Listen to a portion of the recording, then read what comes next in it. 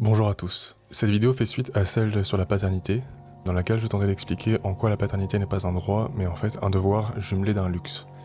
Je me suis rendu compte que je n'avais pas forcément développé l'idée que c'était un luxe, alors j'ai rapidement parlé de l'adoption, chose que j'aurais dû faire dans la première vidéo, mais j'ai oublié. Je considère que c'est un luxe parce qu'il est virtuellement impossible pour un homme d'adopter s'il est seul. Il en existe, mais premièrement, ils sont extrêmement rares, et à ma connaissance, aucun de ces hommes n'a pu adopter en France, alors que c'est théoriquement possible. Environ 2/3 des femmes célibataires arrivent à adopter chaque année, alors que pour plusieurs années, ce chiffre est littéralement nul pour les hommes. Aussi, beaucoup des possibilités d'adoption pour les hommes n'existent plus aujourd'hui. En cherchant sur internet, vous trouverez des témoignages d'hommes ayant réussi à adopter en Ukraine par exemple, sauf que c'est plus possible aujourd'hui. L'Ukraine refuse maintenant les hommes célibataires comme candidats à l'adoption. Donc pour conclure réellement sur le sujet de la paternité, on ne peut pas réellement choisir d'être père, et on ne peut pas non plus refuser une paternité. Désolé pour ce complément un peu maladroit, je vous propose de rentrer maintenant dans le vif du sujet. Mes vidéos n'ont pas de vocation prescriptive, mais descriptive. Je cherche à montrer les choses telles qu'elles sont et non telles qu'elles devraient être selon moi. Cette vidéo fera exception étant donné que je vais tenter de justifier pourquoi il faudrait autoriser l'abandon de paternité. Je précise toutefois que ma réflexion reste purement personnelle et très présomptueuse. N'hésitez pas à me corriger en commentaire ou à développer une idée contraire. J'ai eu cette réflexion en repensant à une vidéo de Coltane dans laquelle il parlait de l'impact qu'a vu la pilule contraceptive et la légalisation de l'avortement sur la société. Ce qu'il montre entre autres dans cette vidéo, c'est que la libération sexuelle jumelée au sentiment d'inconséquence permis par la pilule contraceptive féminine a fait exploser le nombre de mères célibataires. The contraceptive pill does cause a noticeable drop in overall birth rates. However, the atmosphere of open sexual freedom it promotes also causes the rates of single motherhood to rise accordingly. The formula is really very simple. Sex out of wedlock plus contraceptive failure equals single motherhood. And this is really where the marriage statistic becomes relevant. Everyone here should be familiar with the phrase, make an honest woman out of her. With Roe v. Wade and the nationwide legalization of abortion in 1973, that thread is finally cut. Legally, women were now completely free from all reproductive burdens, even after conception has already occurred. The corollary, however, is that men were no longer obligated to marry and support these women. Rather than men being forced to make an honest woman out of her, women now had the option to legally take care of the problem. The marriage rate immediately plummets. In fact, it plummets far below the pre-contraceptive rates. En parallèle, on a pu voir le nombre de crimes augmenter, mais de manière assez surprenante de prime abord, cette tendance a fini par s'inverser une génération plus tard.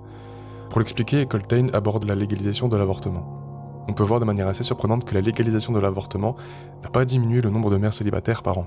Le seul impact qu'il a eu, c'est une diminution immédiate du nombre de mariages. Et pour expliquer ceci, Coltane aborde une notion patriarcale très présente à l'époque. Make an honest woman out of her.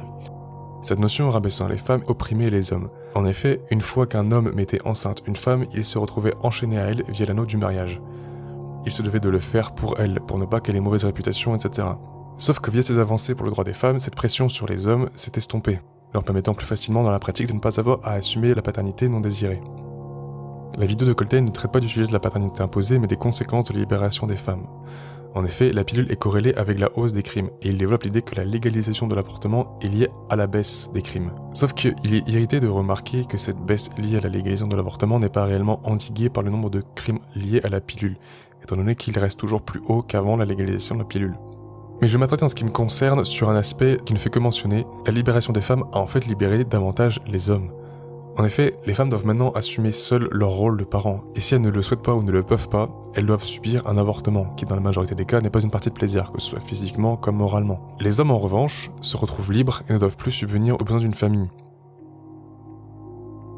This, I think, is the great irony underlying the epic saga of traditional values versus reproductive rights that played out during the 20th century. The legalization of abortion may in fact have been far more beneficial to men's interests than it ever was for women.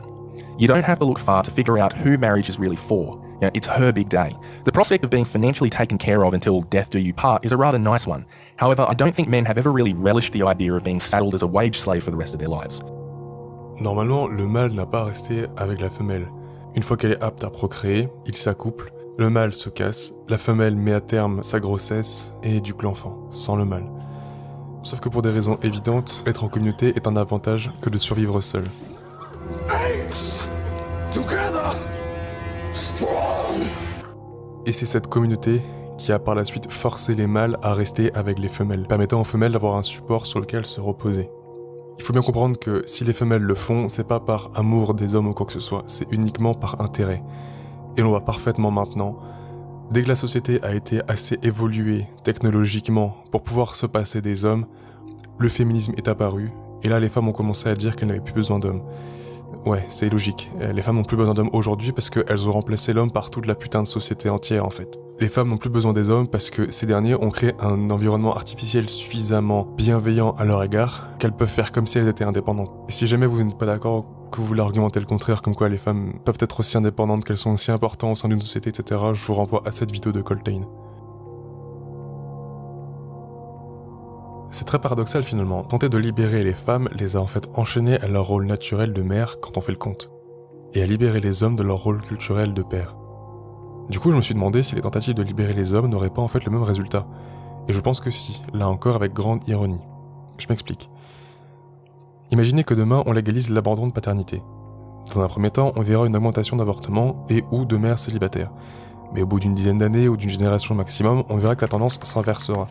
En effet, les femmes seront maintenant prévenues, elles devront subir les conséquences de leur frivolité, tout comme les hommes doivent le faire aujourd'hui. La conséquence que ça aura, c'est que les femmes seront plus prudentes et donc plus sélectives.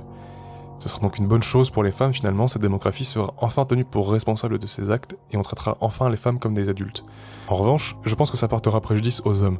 Si les femmes doivent faire plus attention, ça voudra dire qu'elles seront encore plus sélectives et donc hypergames qu'elles ne le sont déjà aujourd'hui.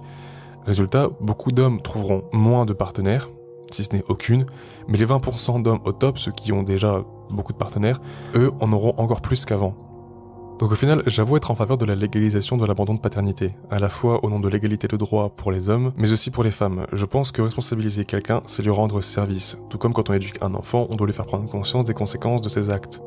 Au-delà de ça, je pense même que ce serait une bonne chose pour la société en général. On aurait des hommes plus sereins sur leur paternité, des femmes plus responsables et donc des relations plus saines. Le seul aspect négatif serait l'hypergamie exacerbée des femmes. Mais désolé les mecs, c'est une très bonne chose l'hypergamie des femmes. Si les hommes sont plus grands, plus forts, plus courageux, etc. que les femmes, c'est justement parce que seuls les meilleurs hommes de la communauté peuvent se reproduire, alors que toutes les femmes, même les plus faibles, elles, le peuvent. Là encore, c'est assez ironique parce que le fait d'être plus tolérant envers la laideur des femmes pourrait être perçu comme un avantage pour les femmes. À court terme, c'est le cas. La majorité des femmes peuvent avoir ce qu'elles veulent en matière de relations amoureuses, par exemple. Mais à long terme, c'est pas le cas. Et réciproquement, la très forte intransigeance envers la laideur des hommes peut paraître injuste envers eux, étant donné qu'au final, très peu d'hommes ont la possibilité d'être satisfaits en amour ou sexuellement, mais c'est en fait un avantage pour les hommes de la génération suivante, parce qu'ils peuvent être plus grands, plus forts, plus courageux, plus déterminés, etc. Et cette chose est nécessaire. Si on prend le cas du courage, par exemple, les hommes sont globalement plus courageux que les femmes. Alors que c'est paradoxal finalement, puisque ce courage les encourage à se sacrifier et que les femmes se sacrifient de manière anecdotique, c'est notamment grâce au fait que les femmes font en sorte que la génération suivante soit descendante de ces hommes courageux, en mettant de côté les hommes lâches, les hommes faibles, etc. La vie a beau réduire constamment le nombre d'hommes courageux, il y en a en réalité autant, grâce à ces femmes-là qui sont exigeantes. En fait, je pense qu'il faut réussir à avoir une vision globale des choses, voir au-delà de nos aspirations personnelles, si on veut s'intégrer dans une communauté et faire en sorte que celle-ci prospère. Si vous voulez que vos gosses soient forts, intelligents, etc., faites en sorte que votre partenaire, homme comme femme, le soit le plus possible. Si vous voulez rendre service à votre gosse, soyez exigeant. Et c'est ce que pourrait permettre l'abandon de paternité. J'imagine que des gens vont me dire que je fais preuve de misogynie dans cette vidéo, mais j'insiste que c'est pas le cas. Ce que je dis, c'est qu'il faut responsabiliser les femmes. Clairement, elles ne sont pas assez responsables pour avoir à elles seules toutes les clés de la fertilité. Quand on regarde l'efficacité théorique, l'inefficacité théorique plutôt de la pilule contraceptive pour les femmes, on voit qu'elle est de l'ordre de 0,3%. Or, l'inefficacité réelle est de 2,4%, soit 8 fois plus. Aux États-Unis, j'ai pas les chiffres pour la France, mais aux États-Unis, l'inefficacité est pas de 2,4%, mais de 8%. Et pourtant, quand on regarde les moyens de contraception dont les responsables sont les médecins, et pas vraiment les femmes, comme la pose d'un stérilet par exemple, on voit que l'efficacité réelle est très proche, voire similaire à l'efficacité théorique. Ce que ça veut dire, c'est que c'est bien la prise de la pilule qui est lacunaire.